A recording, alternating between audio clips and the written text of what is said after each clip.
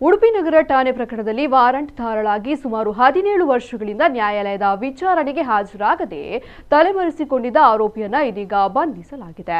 ಬಂಧಿತ ಆರೋಪಿಯನ್ನ ದಾವಣಗೆರೆಯ ಬೇಗೂರು ನಿವಾಸಿ 42 ವರ್ಷದ ವಾಣಿಶ್ರೀ ರೇಣುಕಾ ಎಂದು ಗುರುತಿಸಲಾಗಿದೆ.